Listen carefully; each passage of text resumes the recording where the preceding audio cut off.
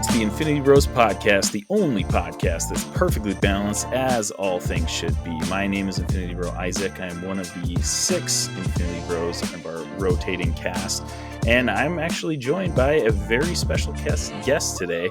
It is Richard Nebens of The Direct. Richard, how are you doing today?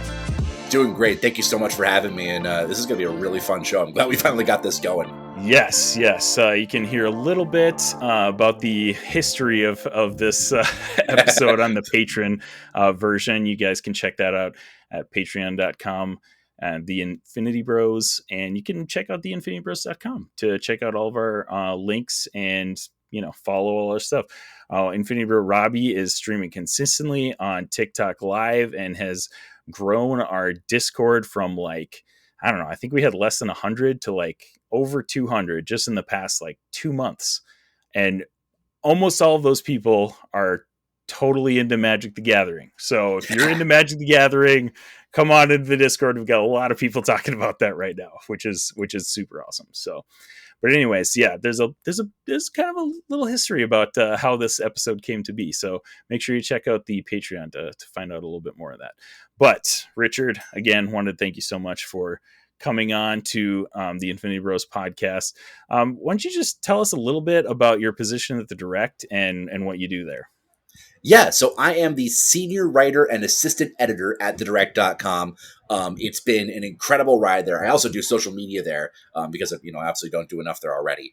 But but no, it's a fantastic job. I absolutely love the team. We at The Direct, you've probably seen us on Twitter or Facebook, wherever you get your comic book movie news and everything. We cover Marvel, DC, Star Wars. We're actually branching out into a lot of general movie stuff these days too. We've covered Mission Impossible. We've got an interview with the director of Haunted Mansion up on the website. Just check that out at thedirect.com. Working on a lot of Barbenheimer stuff. And yeah, I have a ton of fun with this. This is my full-time job. And I just absolutely love it, being in this whole movie space, reviewing movies, talking about movies. I love it. It's a ton of fun. Yeah. And one of your biggest, like you were saying on the Patreon episode, kind of interests is the Marvel Cinematic Universe, which I would say that we have in common as the Infinity Bros. So really excited to chat with you about that. And to go back a little bit, one of the first things that we connected over was you were like, hey, kind of put out a call out on social media, like, Deadpool 3 is coming out, because that was when we got the Wolverine Hugh Jackman suit reveal, and you're like, hey, I want to talk about this. So anybody hit me up. I want to talk about this. So that's when it all kind of started, and we're definitely going to get into that a little bit. But I do have a very special segment that I did not prepare you for called the Infinity Gauntlet. Are you a heel or a baby face? If you could make any flavored Cheez-It, what would it be? Is it pronounced Grogu or Groku? If Keanu Reeves isn't in the movie, can it be star-studded? It's time for the Infinity Gauntlet, here on the Infinity Bros podcast. Okay. I like where this is heading. Yeah, so in our Infinity Gauntlet, our special guest gets to answer a question from each Infinity Bro.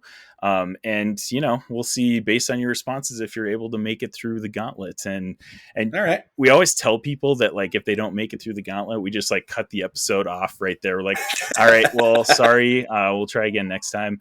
We haven't had anybody that, completely failed the Infinity Gauntlet yet. So I'm not expecting you to be the first one, but just wanted to give you a little bit of reassurance there that, it's not as scary as it sounds. Okay. I'm ready. Let's do this. All right. Here we go. So this first question, this is from Infinity Bro Robbie. You have to restart the MCU. Who, besides Captain America and Iron Man, do you start the MCU with? Oh, you know what? I've thought about this actually before. Given everything, assuming that Marvel has the rights to everybody, because that's a tough subject. Yeah, obviously we've got the X-Men and Fantastic Four now, but we didn't when everything started. I would have to go with Spider-Man. I know that he's young and that he can grow across the MCU. I just think Spider-Man is he's on the Mount Rushmore of most famous comic book movie characters. We remember all the hype that came when he was about to come into Civil War. That first shot of him holding Captain America's shield was one of the greatest moments in MCU trailer history. Right. And Tom Holland obviously did a great job with his role in the MCU. I wouldn't change that for a second if we could. But if we had to go back, I would say Spider-Man. You can lead up. You can also lead up into the Civil War stuff too. You don't have to start it directly into Civil War, because that was a huge moment from the comics. Even not being as much of a comic expert, I know Spidey revealing himself to the public was a huge moment in that legacy. Yep. And Civil War is a lot of people are not crazy about the comic event. It's like one of my favorite comic events, because that's like what got me into comics. And and Spider-Man's my guy. So that reveal is just, it's so like impactful in that comic storyline. So I think that would be sweet if they put some emphasis on that through Civil War. That would have been cool for sure. All right. That was a good one. All right. Next one. Here we go. Right. This is from Infinity Bro Max. He says, give the perfect Justice League casting from an alternate universe. So you get to pick anybody you want for any role. Doesn't matter if they've already been casted or, whatever. Perfect Justice League cast for you. Perfect Justice League cast. Wow. That is incredibly tough. Well, you know what? I'm going to be perfectly honest. Superman, I'd actually go with Henry Cavill, because I think of all the crap that went on with the recent DCEU, Henry Cavill for me was actually one of the big bright spots. I thought he did a really good job with his portrayal of Superman. I thought he brought like the extraterrestrial side of it good. He brought the farm boy Kansas side of it really good, and I really enjoyed what he did with it. And I also really respect that he put in the work physically to to beef up for the role and didn't want to do CGI for all that. Oh yeah, for real. Let's see, Batman. Who would I cast as Batman? That is a great question. Actually, one that personally I really want to see play Batman, Jensen Ackles. He's the guy that I really want to see take on, like, even if he does like an older Batman now in the new DCU. I've been rewatching like Supernatural on TV, and him as Dean is fantastic. And I think he would do a really good job as Batman. For other characters, I'm going to throw out a really random one for the Flash. Tom Holland. I think he could. Okay. I think he could be a really fun version of the Flash. I mean, especially after like what we saw from Tom Holland as Spider-Man was fantastic, and I think you could bring that same vibe a little bit to the Flash. And this is all off the top of my head. I actually haven't really thought about this at all. That's what these Infinity Gauntlet questions are good for. Just getting the juices flowing, like flying from the seat of your pants. So for sure, yeah. And like I've thought about it in terms of like MCU people who I would cast like from the MCU in DC. But never the other way around. Wonder Woman. Here's one that I would actually go for. Just one that I was just thinking about. Adrienne Palicki, because she had done that Wonder Woman pilot a long time ago that never aired with Pedro Pascal. Yeah, with Pedro Pascal. Ironically enough, just saw that was I think that actually came out semi recently within the past like 6 months. I don't know if it's on YouTube or where. Like you can watch something like that. Yeah. Yeah, just watched a little bit of him in 1984 the other day. But I watched a little bit of it and I was like, dang, this is like not bad for what was it, like 2011 or something? Yeah, it might have been earlier than that. But no, I think I'd go her as my Wonder Woman. Let's see. I've done the Flash, Wonder Woman, Batman, Superman. Aquaman, ooh, that's a toughie. Aquaman, I would probably go... my first thought would be Chris Hemsworth, but I'm actually gonna take a different route on that. I'm gonna say Liam Hemsworth. I think I think he could be an interesting choice for that, just because he's got kind of a similar vibe to Chris, obviously. Right. But I think he could be good in that like major superhero role, especially after what he did in the Hunger Games stuff. Yeah. And then I can see that. We need a Cyborg and a Green Lantern. Those are really, really tough. Those are tough roles, yeah. Yeah, those are really tough roles to cast. Any thoughts on what you would do for that? Cyborg or Green Lantern? Yeah. Oh man. Well, honestly, I mean, one that I think was fan casted for a long time and now is coming to real life is Nathan Fillion as Green Lantern. Yeah. James Gunn announced that he is going to be Green Lantern in, I think it's Superman Legacy. Yeah, he's gonna be the Guy Gardner version. Yeah. When I heard that, I was like, I don't know who I would want more. as a Green Yeah. Lantern, actually. Not just like thinking about that, like, and I know he had been fan casted as Green Lantern for a long time, so Yeah, I'm for sure. fine with that. Honestly, I'm excited about that. Another one I'll throw out. What about Chris Pine? Chris Pine, Oh, yeah. I think he could He pull would off be a good. a perfect Hal Jordan. He could be a great Hal Jordan. He's a great. He would be perfect Hal Jordan for sure. For sure. Yeah, for sure. I feel like his Captain Kirk in the new Star Trek movies is basically Hal Jordan, like how Right. I would imagine Hal Jordan would be played. But that's like, yeah, for real. Yeah, for sure. He would be a great casting. Chris Pine's just great in everything, though. Like, yeah, Chris Pine's I don't awesome. know. You can't miscast Chris Pine. I don't think.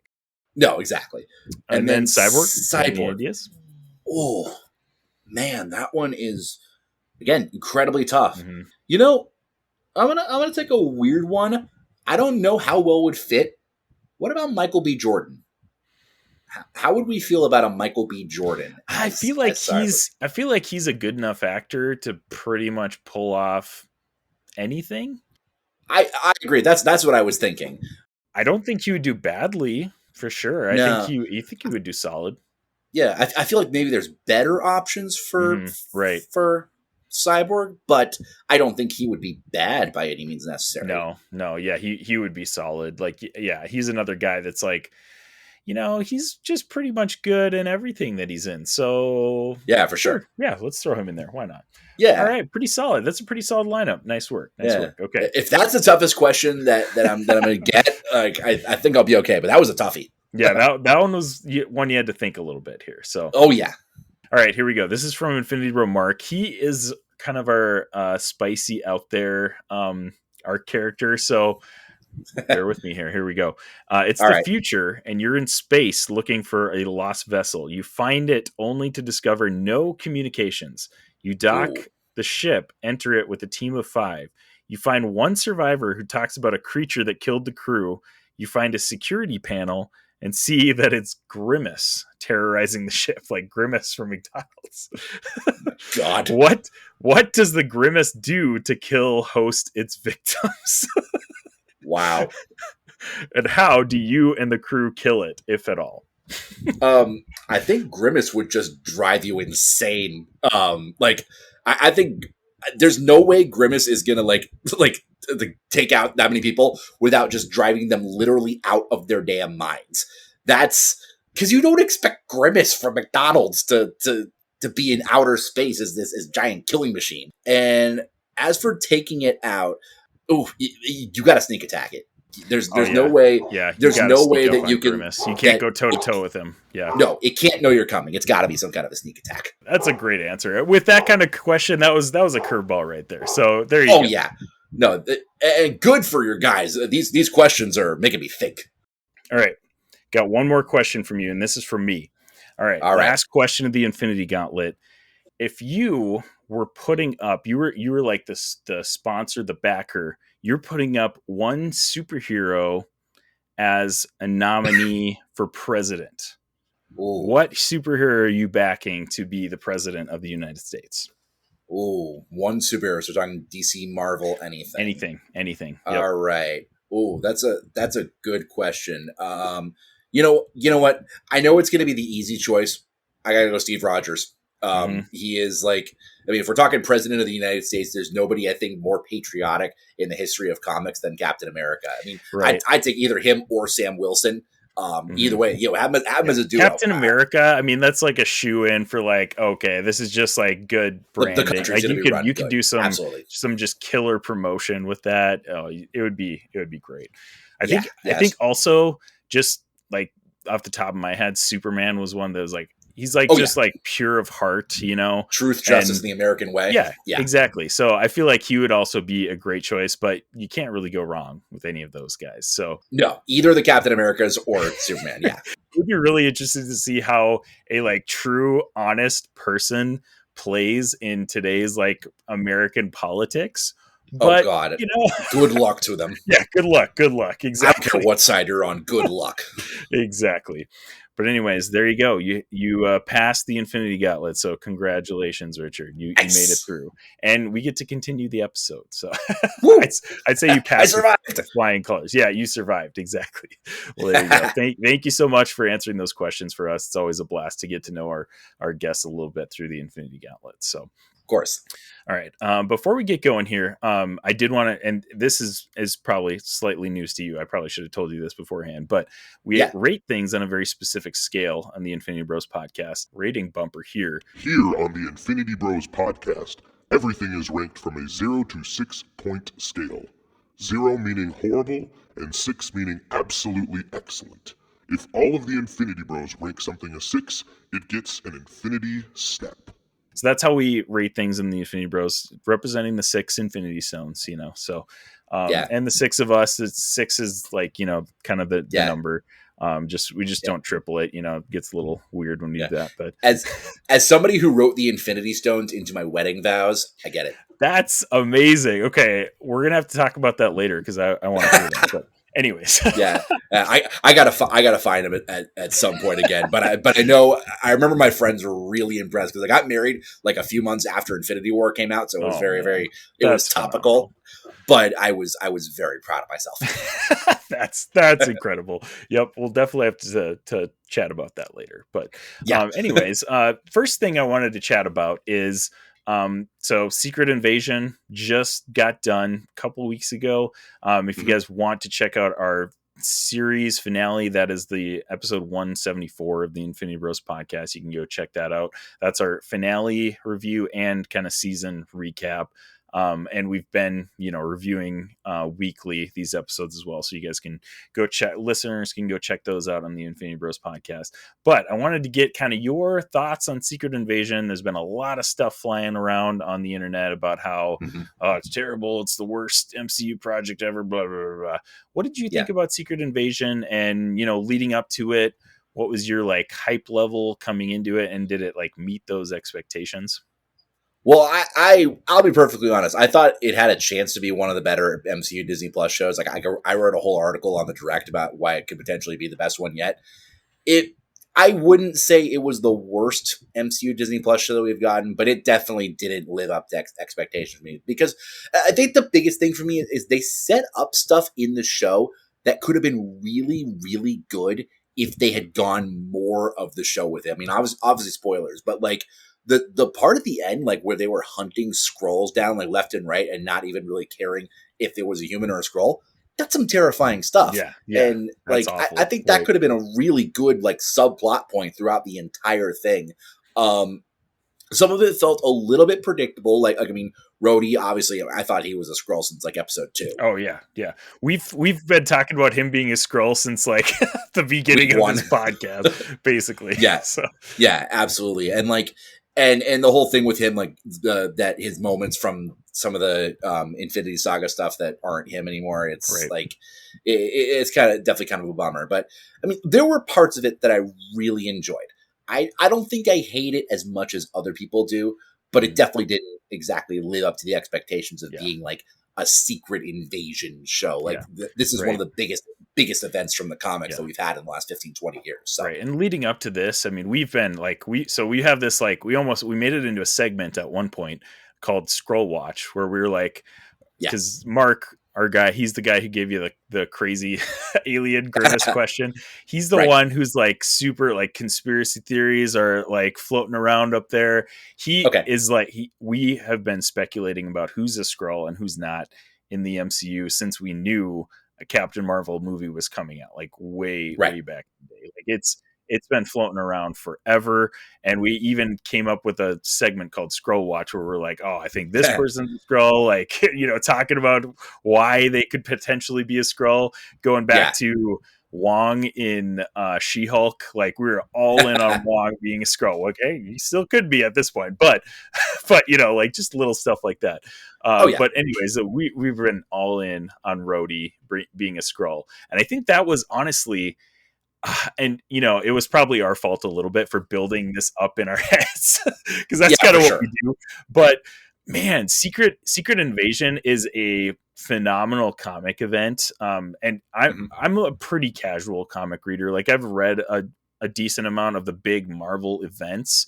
Mhm. DC, I kind of here and there, like I read a little bit, of the big events and stuff like that. Secret Invasion is phenomenal, and man, we had so many cool ideas about how they could like implement this in the MCU, and it just didn't feel like they went big enough. Honestly, No, it exactly. it felt like they played it safe, and I don't know. Like to me, it was a little bit of a disappointment. So, and I said this on my review last episode, but I gave the show a 4.5 out of 6. And to me, anything above like a 3.5 is like rewatchable. Like I'll watch that like no problem. So 4.5, Yeah. it's still decent. I don't even think I have any Marvel like anything below a 3. Like I enjoy all of them, but 4.5, like it wasn't phenomenal. It was pretty good. It was solid. It was still well made, even though it didn't live up to my expectations of it. So what would you rate the whole series?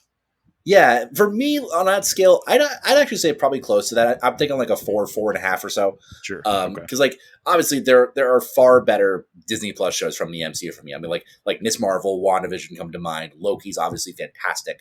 And that's the thing is, I like you said, I just don't think it went big enough. I think I think there are some things that are going to last in the MCU for a couple movies in. Like I'll be curious to see what happens in the Marvels. With Sam Jackson coming back, and if they do more of the Skrull stuff, but like some of the deaths that they did in Secret Invasion, like with obviously with Talos and Maria Hill, it kind of, I don't know if I want to say it felt like cheap or like that it didn't feel like it hit the right spot. Right, they just didn't feel that impactful. I mean, the Maria Hill and I love one, Talos. Right, Maria Hill one kind of did in the moment, but then they just like didn't mention her again basically the rest of the show, and it was like, okay. It felt like one that was supposed to like set the groundwork for how serious the series was going to be, and it never quite lived up to that. I feel like they did such a good job at setting up all this stuff in the first like 3 episodes, and then they just like didn't follow anything up really well. So exactly. The final 2 episodes to me for sure were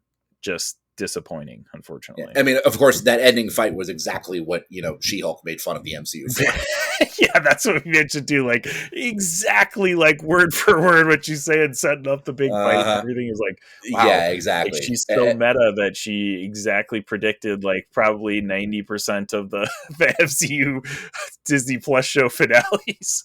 Yeah, right. And I know we're going to talk about Deadpool later, but I hope he makes fun of that. I hope they make fun of it and do it the right way, so that it doesn't end up like this. Yeah, definitely.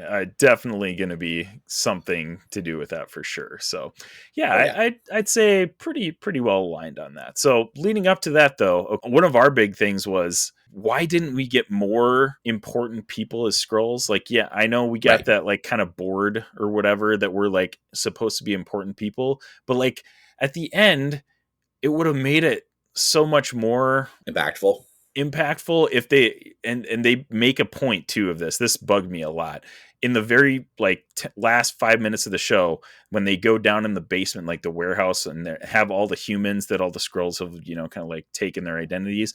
They pull back this dude's like shawl that's over him, and it's just a random dude, right? It's nobody important. I'm like, you totally could have had like an important person laying there, and it would have been like, like somebody we hadn't seen in the show already. This person's been a Skrull the whole time, and it was that would have been the perfect spot for it. It was a big nothing burger, it just is. Exactly. That was one thing that we were like, man, make another big important hero be a Skrull, because that's like the big thing in the comic version is Spider-Woman is the Skrull queen, and she's been a Skrull for who knows how long time, a long time, and then all of a sudden all of these heroes start popping up as Skrulls, and it's like, holy crap, like I don't know who to trust.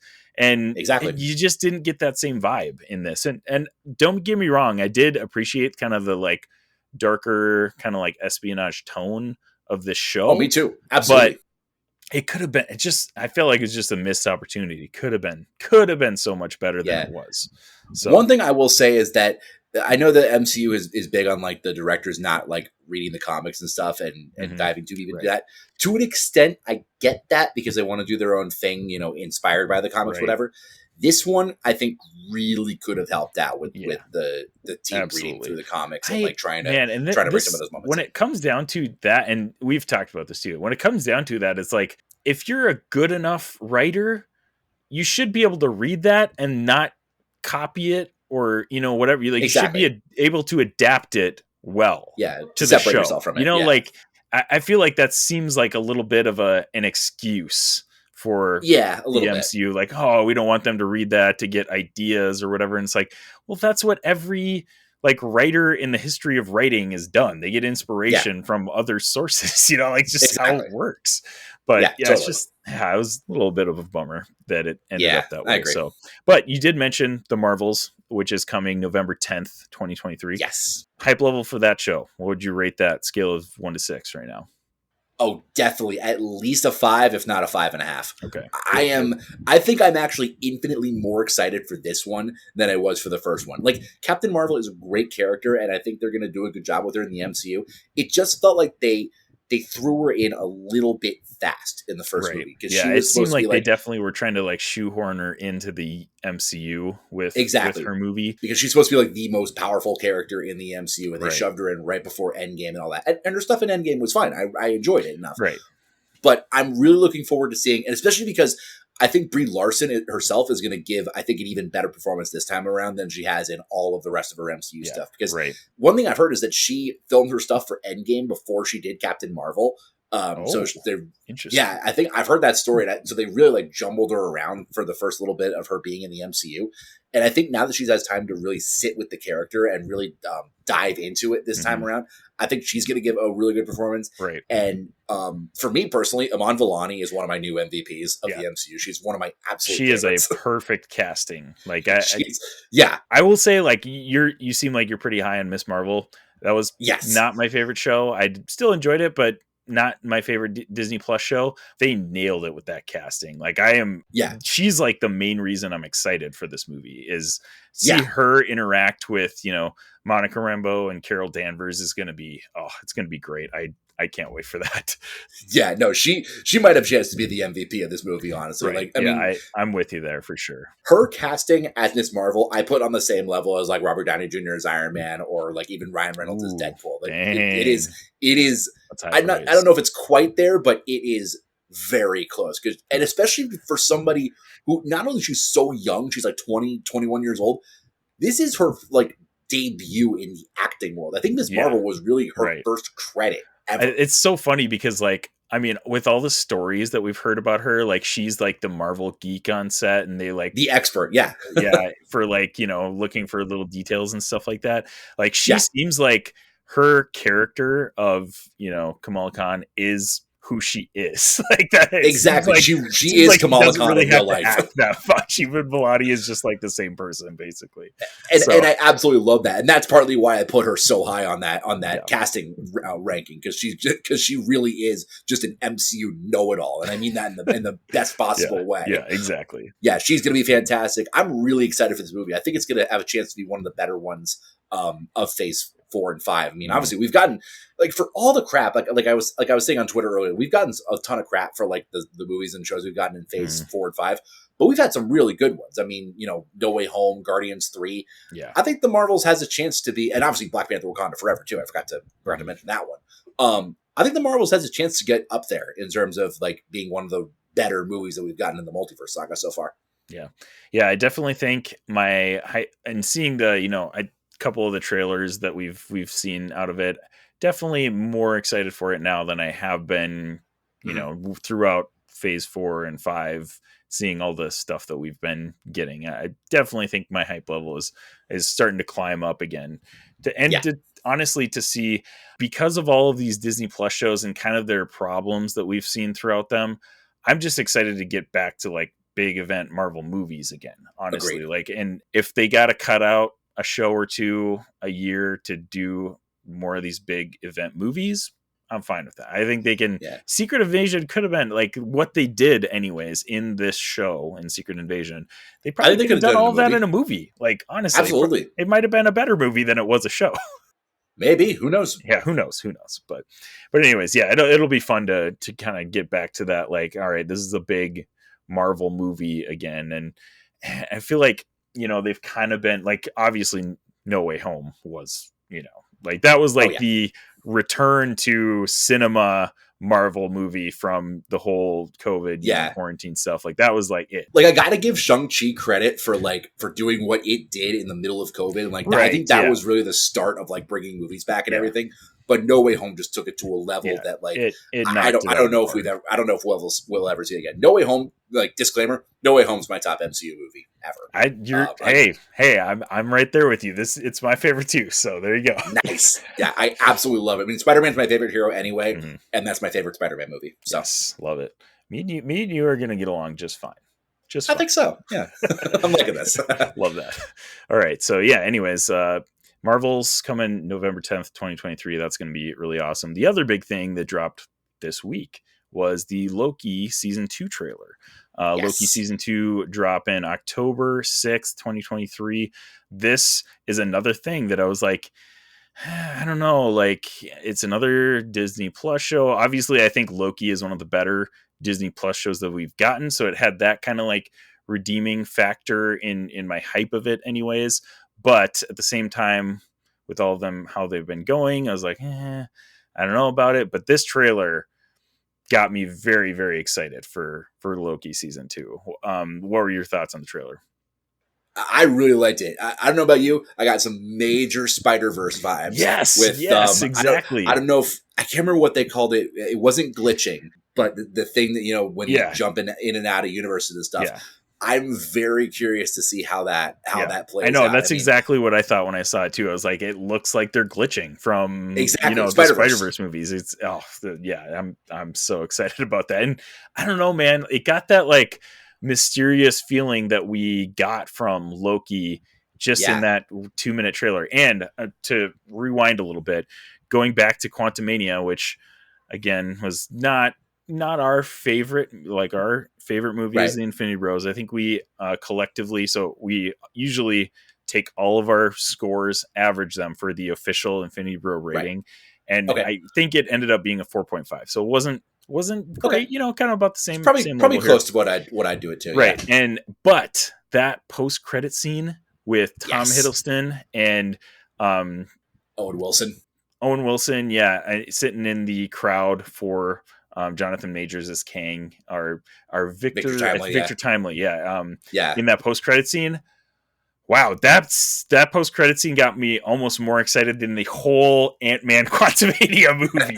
Like Tom Hiddleston in that like 30-second clip portrayed more emotion and fear than I feel like I saw in that whole Quantumania movie. Yeah, it was it's phenomenal. I enjoyed Quantumania enough, but I remember I actually saw that one at one of the premieres in LA, not the world premiere, but at an early screening. Nice. And I remember the crowd went like nuts when we saw the Tom Hiddleston post credit scene. Yeah, that was insane. Yeah, and say what you will about like Jonathan Majors and all the personal stuff that he's got going on, but he was the reason why Ant-Man Quantumania worked, because he is a phenomenal actor, and he just knocked it out of the park with his performance. Fingers crossed for the best for whatever this whole situation is. And it doesn't, like, at this point, it's hard to say anything definitive because we obviously are on the outside looking, in at that situation, but like totally. For whatever is happening, like he's the guy. They have not backed off of that as of this point.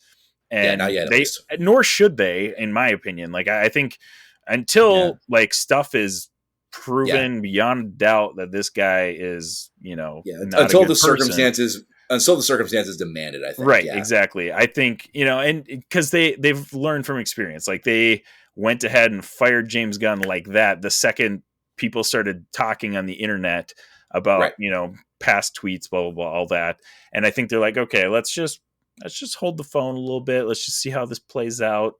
But Jonathan Majors is a phenomenal actor, and I'm very excited to see him in Loki season 2. Like this is going to be, I think, out of all, if you're counting like Loki season 1 and Loki season 2 as like two different like shows and ranking it on the like Disney Plus scale, I feel like this season 2 could be a top 3 Disney Plus show. just Yeah. comparatively to all these other shows that we've been getting. So I'm very excited about it. I think it's going to be phenomenal. That trailer, it got me hyped, man. That was another thing that I was like, I just don't know. Yeah. I don't know how I feel about it yet, but I'm in. Yeah. I'm in. So yeah, for me, Tom Hiddleston is still one of the MVPs of the MCU. Yeah. And Owen Wilson is quickly becoming one of my favorites. I mean, I love Owen Wilson anyways. I remember when they announced that Owen Wilson was casted in Loki, and I was like, hey, I love the guy. But how the heck is he going to fit into the MCU? Like, I don't understand this, but he is hilarious. It works so well. I love his character. Mobius. It's great. I absolutely love that. So yeah, looking forward to that. October 6th, 2023. It's going to be great. Okay. And the last thing that we want to definitely hit on is Deadpool 3, because that was, again, the thing that you were jazzed about that initially got us hooked up in the first place. So rewinding back, this is probably over a month ago now, right? About a month ago. So they've, obviously earlier this year, maybe in last year, Ryan Reynolds announced that Hugh Jackman's coming back to be Wolverine in Deadpool 3. Everybody's super hyped about that. Even if, and a lot of people were not super thrilled with Deadpool 2, me not included. I loved it, but there's a lot of hubbub on the internet about like how, it didn't really live up to Deadpool. But any of that notwithstanding, you got Hugh Jackman back for Deadpool 3. I mean, this movie's going to make a buttload of money. People are going to go watch this movie because Hugh Jackman is back as Wolverine. And that is just, was that as big as the suit reveal to you? Like, where was that? And were you freaking out when that announcement happened with Ryan Reynolds? Oh my God. I remember I actually wrote up the article that we did for the Direct when that thing, so it's like a little insight into our thing. Like sometimes we'll get normally assigned articles. We have like an hour or two to get them ready and everything. Sometimes we'll get like breaking articles and we have to put the first part out in like 10 minutes or 5 minutes or something. Wow. That one was a breaking 3 minutes to do. And I had no idea what was happening. I just got, Ryan Reynolds tweet in an assignment, get this out now. And then I realized, holy crap. It's happening. Hugh Jackman is coming back. It's like that part in The Office where Michael like comes out of the office. Everybody's like running around to the fire. It's happening. It's happening. Yeah, exactly. No, that was probably one of the most hyped moments I've ever had as an MCU fan. Because like anybody who knows me knows I am a ginormous Deadpool fan. As I sit on a chair. For those audio listeners, he's literally sitting in a Deadpool gaming chair right now. So which is one of my prized possessions. And and like when I found out that Hugh Jackman was coming back as Wolverine, I thought this immediately rose to like the top of my hype list for the entire MCU. I think even above like Infinity War or Kang Dynasty and Secret Wars. I think, they're, right in the same area, but Deadpool 3 is easily my most anticipated solo movie. And then when the suit came out, I had a feeling they were gonna find a way to do the classic suit, because that's what the MCU does.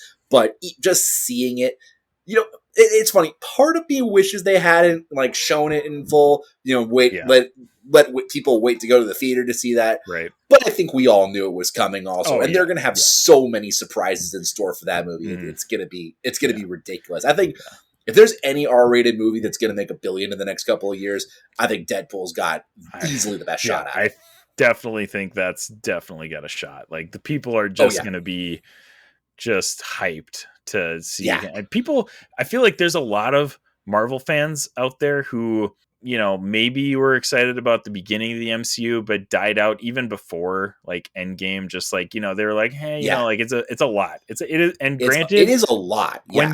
When you come across somebody who has only seen 1 or 2 MCU movies and you're like, oh man, like I want to watch all this stuff with you, but this is like 40 projects at this point that we got to go through. Like it's getting a little like overwhelming. And somebody actually, I was talking to somebody about this the other day. I love Guardians 3, but if you went to the theater without any MCU context, that movie would be so confusing. Oh yeah, because there's like Endgame, Yeah. there's the first two Guardian movies, like so many Infinity different War. stories that are intertwined into this movie Yeah, that just it would be yeah. a lot. Like, And I think you're at the point now in the MCU where like you need to have seen some of it. Like, right, yeah. It's hard to just jump in. Yeah, almost like if you even skipped a lot of those origin stories and just went to those like big event movies, like you could kind of glean some of the context from those big movies. But I think for now the at most this part, point, but it's yeah. even, and I think that was a thing in Phase 4 too, because what they're trying to do is introduce all these new characters, and they ended up like going in so many different directions that Right. the future of the MCU seems really broad to me at Yes. this point. And I know like Kevin Feige probably has a vision and he's going to wrap it all together for the next Avengers movies and all that good stuff. But Yeah. with so many different characters and origin stories that we got in Phase 4, it just seems like, holy crap, we've got a lot of different threads that he's going to have to weave together somehow. And I don't know how he's going to do that at this point. Yeah, like even just thinking about the Marvels coming up, which is the next movie. I mean, you need to have seen like Captain Marvel, maybe Endgame, definitely WandaVision and Miss Marvel, and maybe even Secret Invasion. So, yeah. Oh man, it's getting a little overwhelming for those new people out there. So yeah, but it's funny. I was just thinking too, just randomly off the top of my head, if there's anywhere to have Michael Pena's Luis recap of the MCU, it has to come in Deadpool 3. Actually, my buddy Liam from the direct and comicbook.com, he had actually had an interview with Michael Pena, and I think they brought that up. Really? That it was like a thing. I don't know if it ever actually came to be, but if there's any place to put that in, it's got to be in Deadpool 3. Deadpool 3 / like if they just did like little 5-minute recaps of like everything in the MCU, one shots on Disney Plus. Bring back like the one shot. Wouldn't that be fantastic? Just him recapping like a movie or even like a series of movies. Just like absolutely. What if he just recapped each phase of the MCU for us? Like, oh god, I would watch the hell out of that. Oh my gosh, that would be so good. All right. Yeah. Kevin Feige, I know you're listening to this podcast. There's your idea. Feige. Go ahead and make it happen. Yeah. But yeah, that was something that I feel like was sadly missing from Quantumania. That I agree. Luis recapping that's something that was just so unique and hilarious in those first two Ant-Man movies. Sure. That was a little sad that we didn't get that. But absolutely. Back to Deadpool 3. So we are getting this huge event. Hugh Jackman's coming back for it. We get this about a month ago suit reveal that Hugh Jackman, and we get, these are like legit set photos that like Ryan Reynolds is sharing. Like these aren't like leaks that, are going around. Like Ryan Reynolds straight up shared this on his social Instagram. Yeah. It's like, this is legit. Like this is happening. And definitely he's doing that to drive up hype, which is good. Like you should be doing that. But I think there is an element of what you were saying of like, I hope they do. I hope somebody said something about like the mask, and I'm like, I hope they don't show that at all until the movie. Like, I hope we get me too. the mask in the movie, and it's going to be amazing. But I hope we don't. Moment. Yeah. I hope we don't get that until the movie. No, like leaks, no anything like that, because that's going to be a really cool reveal. Yeah. But anyways, you said you were super hyped about that. Tell me more about the suit reveal. Oh man, I mean, I think just the fact that Hugh Jackman finally gets to wear this suit. Like, I know one of the things I'm actually curious about to see is like what they actually do with the arms, because Hugh Jackman's actually been really vocal about his skin cancer thing. Right. And I'm sure that I have no doubt whatsoever that Marvel Studios is going to work with him on that and do whatever they have to do to keep him safe and as healthy as possible. Like I remember what they did with Sophia DiMartino for Loki when she was pregnant and she was breastfeeding, and during season 1, and they made her suit like accessible and stuff, so that was great. And I have no doubt that they'll accommodate Hugh Jackman however they can. Oh, yeah. But the fact that we get this suit in the MCU after 20 years of Hugh Jackman doing like the kind of gritty, down to earth, what you would expect like a superhero suit to be, that was great. And Logan is obviously one of the greatest comic book movies ever. But I think the fact that we get something so different and so nuts that Hugh Jackman finally gets to do as Wolverine alongside Deadpool, I think it's just an opportunity that you can't avoid if you're bringing Deadpool and Wolverine into the MCU. And like, even if this is only a 1 or 2 movie thing, for Hugh Jackman, because that's all it's going to be. Right. Like, he's going to do this. He might do Secret Wars, and then I think he's going to hang up the claws for good. Right. But I just think there's no way that you can go into this with how meta Deadpool is as a character. The character that Deadpool is, this feels like something that would come straight out of a Deadpool comic. And from all the set photos we've seen, like the 20th Century Fox logo in sand on the beach, I think that's going to be perfect. It's going to be hilarious. It's like the rumors of Jennifer Garner coming back as Elektra. I think they have a chance to get like as many of those old X-Men, like X-Men and Fantastic Four people from the old Fox movies. Absolutely. And please possible. Do it. Get as many as. And we've been saying this for like a long time on our podcast too. Do it for Secret Wars too. Get everybody back. Get everybody. Absolutely. Why they not? have to. Why not? Yeah, even if it's for like a 30-second cameo in the movie. Do it. I know they're trying to. I mean, at least just bring back the alive ones. Don't do what the Flash did. So going back to Multiverse of Madness, if you can get John Krasinski as Reed Richards and you can get Sir Patrick Stewart back as Professor X, I don't think there's really anything that you can't do necessarily, because those were like two massive cameos in that movie. Even if the whole they both had like 5 to 10 minutes of screen time. It wasn't like they just like showed up for a second and were gone. You know, like that was absolutely, that was impressive. Even if the whole scene was, you know, little thrown together. But anyways, if they can do that, oh man, the things that they are going to be doing with Deadpool 3, and Secret Wars 2, it's going to be phenomenal. So you mentioned that 20th Century Fox thing. One idea that we've had on the Infiniverse podcast is, so Deadpool Kills the Marvel Universe is a pretty, it's one of the Deadpool's like more popular comic book storylines. We've thought it would be hilarious if Deadpool, to get into the MCU, has to go through like a Deadpool kills the Fox universe type of thing.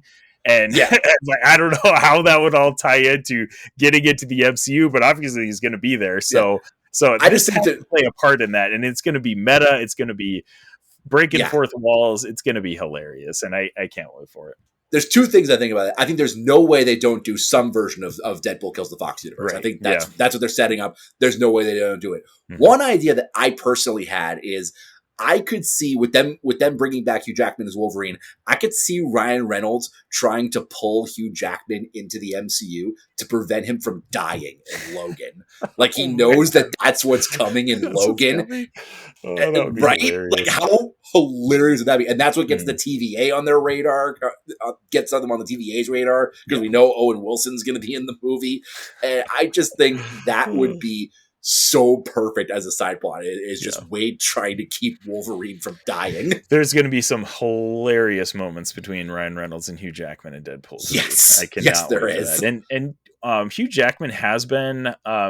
He shared a few things even before the suit reveal. He said that this is going to be a different version of Wolverine, which, you know, like, I mean, we've already been through all the multiverse stuff that they're, you know, doing in the MCU. So this is probably going to be another version of Wolverine. But if you look at like the set photos that we got and the X-Men 97 animated series suits, like, wow, I am shocked at how I want to say comic accurate, but that's not quite the term, because it's, you know, how comic booky. Yeah. Comic booky that they were able to make this suit. Man, it's amazing. I'm just so hyped for it. I think it's going to be phenomenal.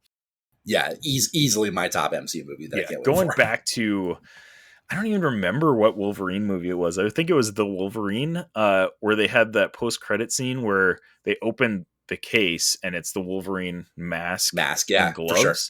Like, going back to that, like the fact that we've had like the inkling of an actual costume around for so long, and gosh, when was the Wolverine had to be like late 2000s, right? Was it that late? Man, I gotta look that up now. Yeah, because Origins was, I think, 09 or 10, then I think the Wolverine. Yeah, you're totally right. Was 2013. Was 13. Okay, so that's even earlier than I thought. But still, that's 10 years. We're in 2023 now. It's crazy. 10 years ago, we had a post-credit scene tease of... Yeah. And I know in one of the original trilogy movies, they joked around about doing spandex. Yeah. So. Oh, yeah. Right. Yeah, absolutely. Yeah. But yeah, it's just crazy that it's come full circle, and here we are having Hugh Jackman in a full Wolverine suit in Deadpool 3. Amazing. Yeah. Just And like I'm someone that I really, really love the first two movies. I like one better than two, but I really enjoyed both movies. And I think three has a chance to blow it out of the water. absolutely, man. I'm totally with you. I think with all the running, moving parts that we've currently heard about, and hopefully some that we won't hear about until we see. Hopefully. Yeah, I think this could be one of the best, movies to date in the MCU. So it'll be pretty awesome. Oh yeah. Okay, last thing I wanted to touch on. So we've been talking about a little bit about the future of the MCU here. Number one thing that I want to know from you is, because of Secret Invasion, do you think, I feel like Secret Invasion definitely downplayed the amount of Skrulls that there are in the world. Like, they definitely said multiple times that there's like millions of Skrulls. I think it said at least 1 million. 1 million. We didn't really see that many. So do you think the Skrulls still have a future in the MCU, or are we going full pivot to the multiverse for Secret Wars? I would like to think that they have a future in the MCU, especially because of the way that they set up with the finale, that everybody's like hunting down the Skrulls now. I don't see that there's going to be any way that they can avoid that going forward. Right. I don't know where it would pop up, maybe in the Marvels at some point with Captain Marvel coming back and obviously her relationship with Talos and the Skrulls.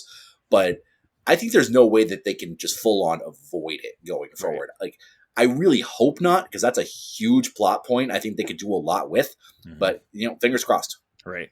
And just, man, it just seems like, we talked about like they're taking all these individual stories and they got to weave them together somehow.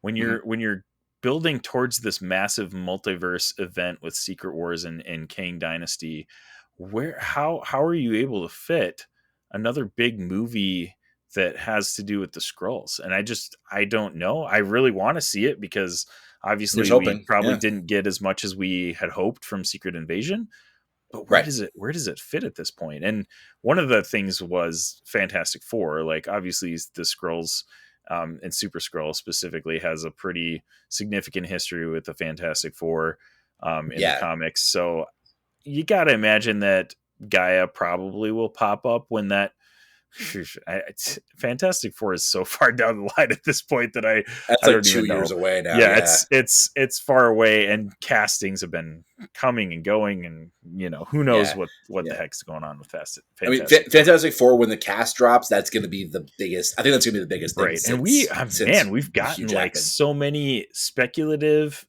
casts and people saying like, oh, they interviewed, they're passing on this, and they're passing on it, like all this stuff. Yeah, it's crazy. It's been a crazy ride with that cast for sure. So yeah, and the movie's already been confirmed for almost 3 years now. Right. Yeah, exactly. So yeah, it'll be interesting to see. But yeah, I don't know, man. I just felt like building up to Secret Invasion, we were going to see a bigger part for the Skrulls in the future of the MCU, and I don't see where it fits now with Secret Invasion with Secret Wars and Kang Dynasty coming up. Like, they got to start building to that at some point. I hope so. We'll see. I don't know. Be interesting to see. But just broad strokes, future of the MCU. We've had a lot of backlash on Phase 4 of the MCU. So what are you excited for? Obviously, Deadpool 3, the Marvels we've talked about.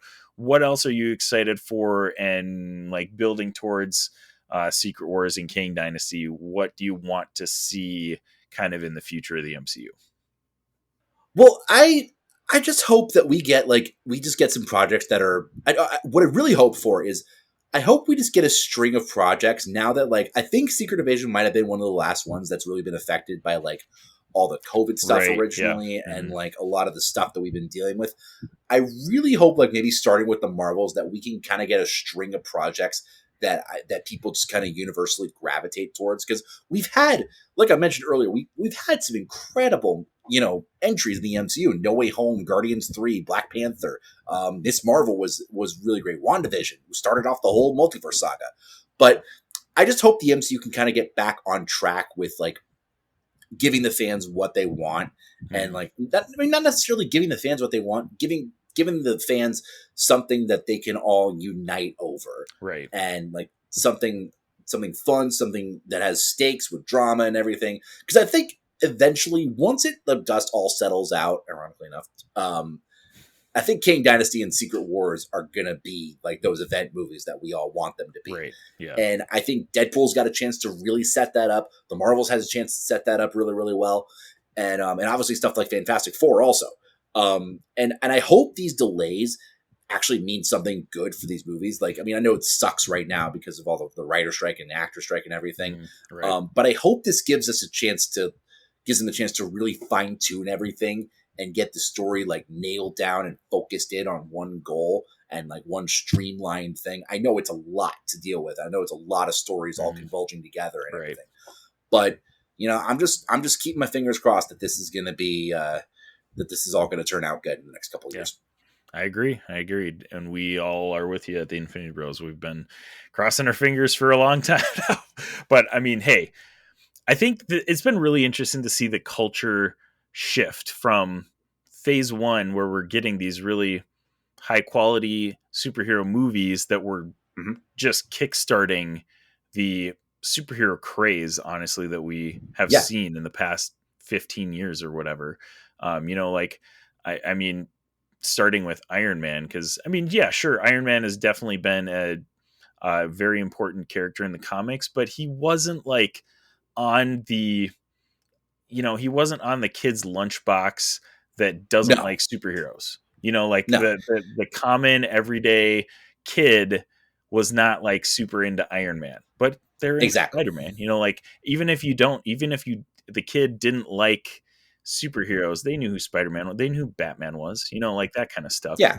Iron absolutely. Man was made a household name by Robert Downey Jr. and Marvel in the MCU. Like it's crazy how powerful, the start of the MCU was. Just packed a huge punch.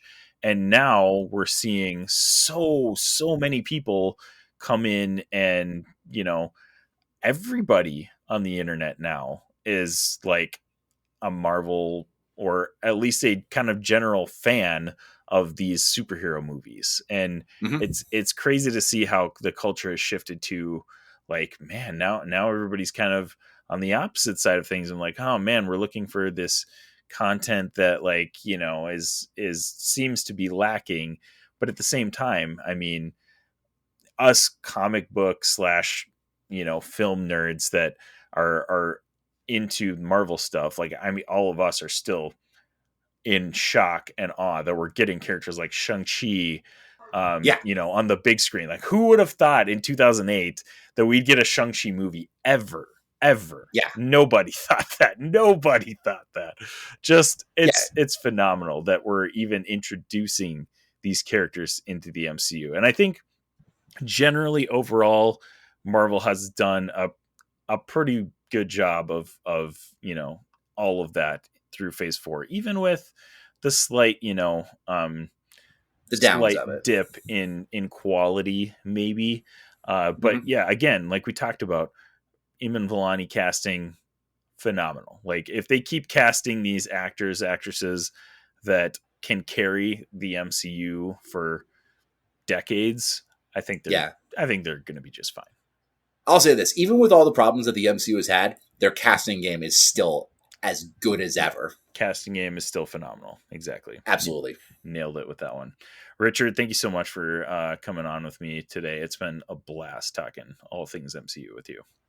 Yeah, thank you so much. This was a blast. I'm glad we finally got to do this, and I'll talk.